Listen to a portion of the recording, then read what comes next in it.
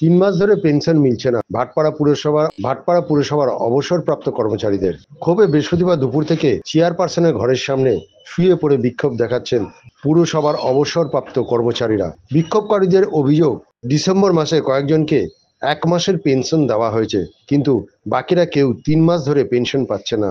দেওয়ালে পিঠ ঠেকে যাওয়ায় তারা বিক্ষোভে সামিল হয়েছেন। বিক্ষোভ চলাকালীন দীনবন্ধু পাল নামে এক অবসরপ্রাপ্ত কর্মচারী অসুস্থ হয়ে পড়ে।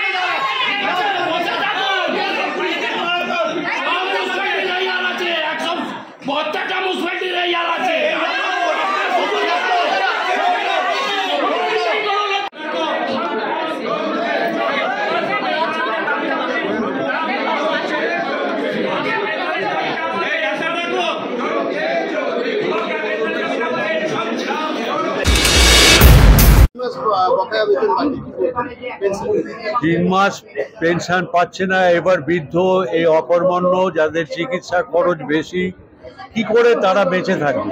বাঁচার রাস্তাই নেই। এখন এখানে এসে মরে যাওয়া ভালো। আমরা চিঠি দিয়েছি, অনেকে প্রাণহানি হতে পারে, তার দায়ও নিতে হবে পৌর কর্তৃপক্ষকে।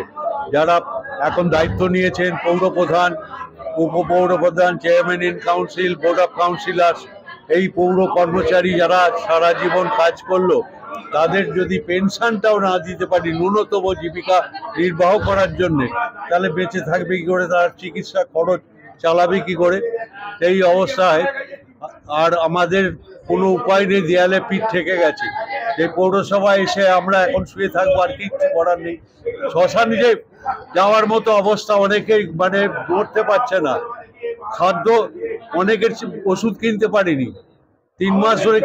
এবার কিছু লোককে ডিসেম্বরের মাসে দিয়েছে। এটা কি ভিক্ষে দেওয়া নাকি? যে কিছু লোককে দিলাম, খেতে বসিয়ে দিয়ে এই যে কয়েকটা লোককে খেতে দিলাম, এটা কি কোনো সিস্টেম? আজকের পৌর প্রশাসন এই জায়গায় গেছে যে কিছু লোককে পেনশন দিলাম 1 মাসের, কিছু লোককে, বাকি 2 মাস 3 মাস বাকি আর সব লোক হাহুতাশ করছে। এইমাত্র দেখা গেল বললো প্রশাসনের তরফ থেকে পৌরসভা যারা এসেছিল বলে যে প্রত্যেকটা পৌরসভা এরকম বাকি আছে। আমরা প্রত্যেকটা পৌরসভার খোঁজ নিতে যাইনি। 140টা পৌরসভা তারা কে কি তাহলে চালাতে এসছেন কেন, দায়িত্ব নিয়েছেন কেন? এরকম তো ছিল না। যারা পৌর প্রশাসনের দায়িত্ব নিয়ে গাড়ি চাপছেন, এসি ঘরে এসে বসছেন, তারা এই পৌর কর্মচারীদের বেতন এবং পেনশন যদি না দিতে পারেন, তাহলে কি করে তারা দায়িত্ব নিলেন কেন? দায়িত্ব নিলে তাদেরকে খেতে দিতে হবে। একটা পরিবারের দায়িত্ব যদি কেউ গ্রহণ করে, তাহলে তার পরিবারের লোককে খেতে দিতে হবে, আর নাহলে দায়িত্ব থেকে অব্যাহতি চাইতে হবে। সব পৌরসভা যদি না হয় এরকম, তাহলে সরকারি তার দায়িত্ব কার? সরকারি ব্যর্থতা, সরকারের ব্যর্থতা, পৌর প্রশাসনেরও ব্যর্থতা। সরকারকে তারা কি বলছে, সরকারের যা দেও তারা দিচ্ছে, আর সরকার তাদের কি আর কি দেওয়ার আছে আমি জানি না। আমরা জানি যে পৌরসভাকে 40% পেনশন খাতে দেওয়ার কথা, সরকার সেটা দিচ্ছে। তাহলে পৌর কর্তৃপক্ষর যেটা দেওয়ার কথা তারা সেটা তো করতে পারছেন না। সে ব্যর্থতা কার? প্রতিদিন এত টাকার তেল খরচ তারা জোগাচ্ছে, এত ঘরে এসে এই রাজপ্রাসাদ এরকম তো পৌরসভা ছিল না, এত কোটি টাকা ব্যয় ছিল না। তাহলে সেই দায়িত্ব যারা নিয়েছেন তারা চালাতে হবে, খেতে দিতে হবে আগে। তাহলে বেতনগুলো কি করে হচ্ছে 1 তারিখে? স্টাফেদের পর্যন্ত অনেক ঘরে এসি রয়েছে। এগুলো এই লাক্সারি জীবন আর কিছু লোক খেতে পাবেন, এটা কেন হবে? এরপরে কি সিদ্ধান্ত নেবে? এরপরে এরকম করেই দেখি, তারপরে আমরা যাব আইনের আশ্রয় নেওয়ার কোনো একটা নেই, আইনের মারফতও যাব। কিন্তু আমাদের যারা দায়িত্ব নিয়েছেন পৌর কর্তৃপক্ষ, তাদের কাছে আমাদের তো আগে বলতে হবে। সেখানে আমরা ধর্নায় বসে আছি, শুয়ে থাকবো আজকে। কোনোদিন হয়নি। নির্দিষ্ট তারিখ 13 তারিখ নেক্সট মান্থ পেনশনের ডেট ছিল। 2010 সাল তো হয়েছি, এমনকি 16 সাল পর্যন্ত আমাদের কোনো অসুবিধা হয়নি। এই তৃণমূল বোর্ডেও 11 সাল থেকে 16 সাল হয়নি। 16 সালের পরে যখন এটা শুরু হলো, আমরা তখন অ্যাসোসিয়েশন করলাম। 3 মাসের বকেয়া পড়েছিল বলে অ্যাসোসিয়েশন করে আমরা একটা জায়গায় নিয়ে এসেছি। তারপর থেকে এরা পেনশনের ব্যাপারটা মাথা থেকে উড়িয়ে দিয়েছে, যে আমার 1 তারিখে মানে দেও পেনশন দেয়া, 1 তারিখের মধ্যে না দিলে ইন্টারেস্ট দেওয়ার কথা। এবার কি করে এতগুলো লোক, এখন 550 পেনশনার, এরা বেঁচে থাকবে কি করে? 2-4টে লোক না, তার পরিবার আছে, 4 জনের 5 জনের পরিবার, তাহলে একটা পেনশনারের এতগুলো পরিবার না খেয়ে মরে যাবে। একটা শহরের এতগুলো লোক সারা জীবন কাজ করলো এখানে, তারা না খেয়ে মরবে? এটা হতে পারে? বিক্ষোভ দেখাচ্ছে ওনাদের যে দাবি দেওয়া, ওনারা সিনিয়র সিটিজেন, ওনাদের প্রতি আমাদের সহানুভূতি আছে অবশ্যই।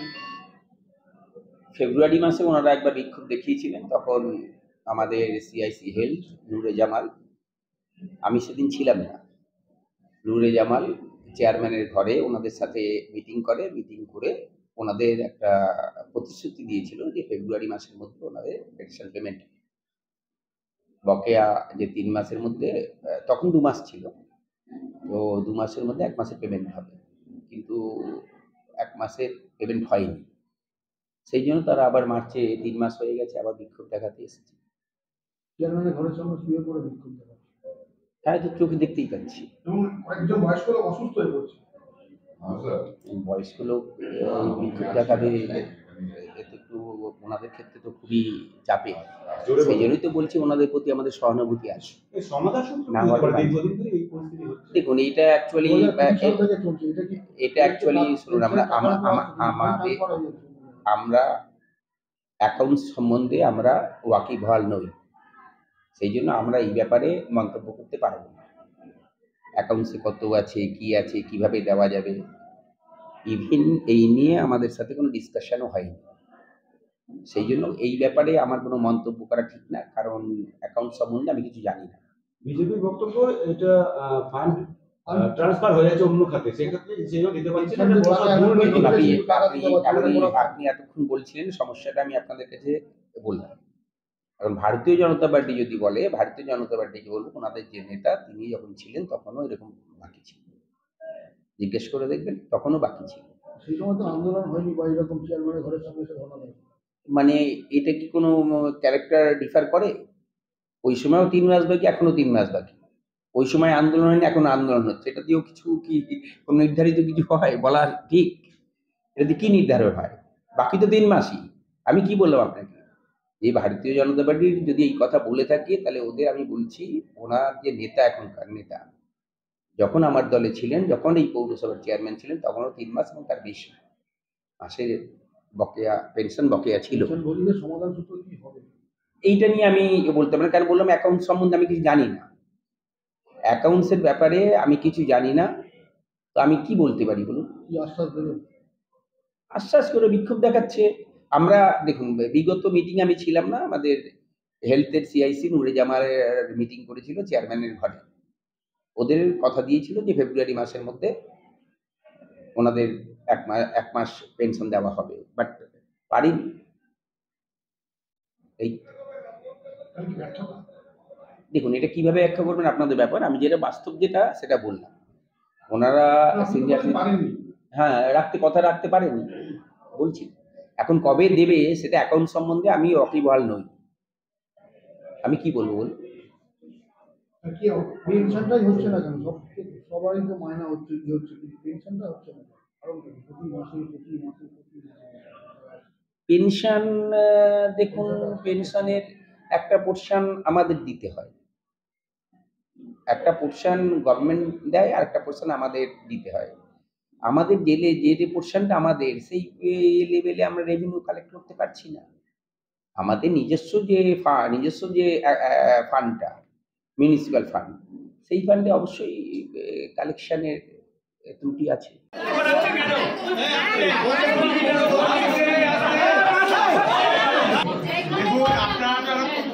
উদ্দেশ্য নিয়ে এসছেন, তো আপনারা কাজে এসছেন আপনারা। আমি একটা প্রশাসনের লোক, আমি অন ডিউটি ইউনিফর্ম করে আপনাদের সামনে দাঁড়িয়ে আছি। আমি আমার যে দায়বদ্ধতা সেখান থেকে আমি মাঝখানে উদ্যোগ নিয়েছি। এখন ভালো করে বুঝবেন, এর মধ্যে আমি কোনো পক্ষের নই।